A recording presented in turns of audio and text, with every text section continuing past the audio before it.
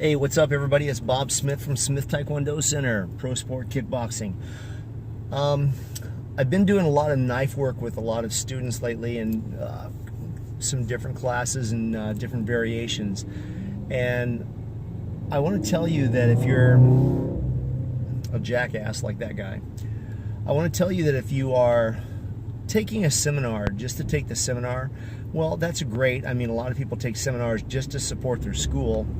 A lot of people falsely take seminars because they believe that once they see something, they're going to be able to perform it or teach it, and that just isn't true, especially when it comes to knife work.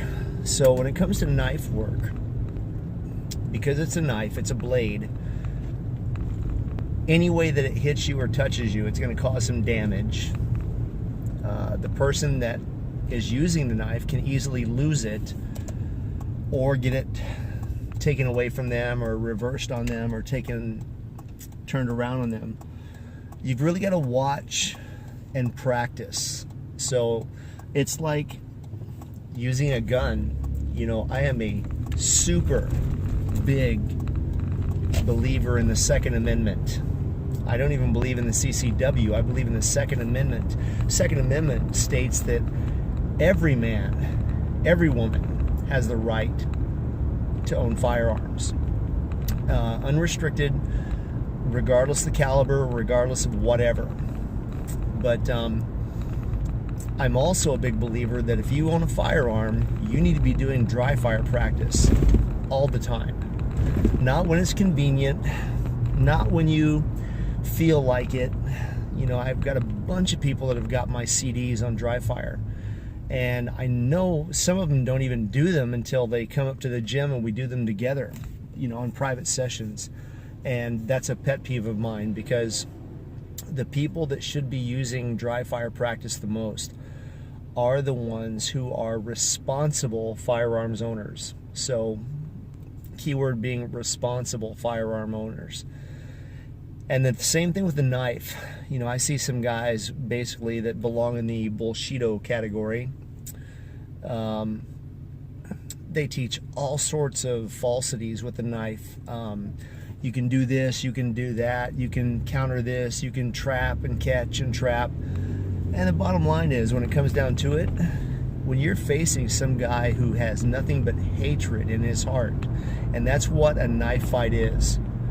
A man can take a gun and shoot you from a distance and not feel so bad about it. A man that's going to use a knife on you up close and personal, that's nothing but hatred. And he's trying to shove a piece of steel in your body. So if you're the person who's going to use that knife for self-defense, you need to get out there and practice your patterns.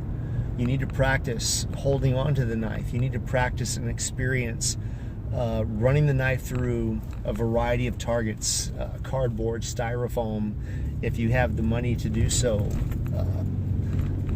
Buy some pork loins, you know, and some shanks, and see what your knife does to it. Is your knife sharp? You know, there's a lot of good to a dull knife. I mean, a dull knife, when you slice somebody, at least it's going to cause a lot of pain because it's dull. A sharp knife, person may not even know that they've been cut when you're fighting with them, but a sharp knife is going to do more damage. But if you are a person who is very studious in combative arts, I don't mean martial arts, but combative arts,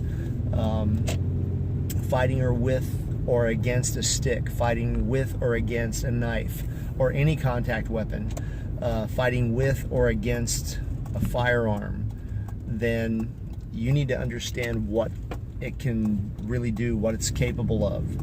So when you're playing around with your favorite folding knife, your Spyderco, your Strider, whatever,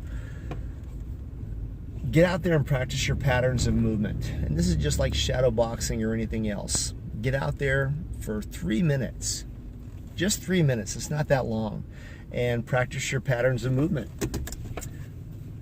And if you don't have the patterns of movement, then find someone who can teach you them, or you can find them on the internet. You can find a variety of patterns with a variety of Eskrima instructors.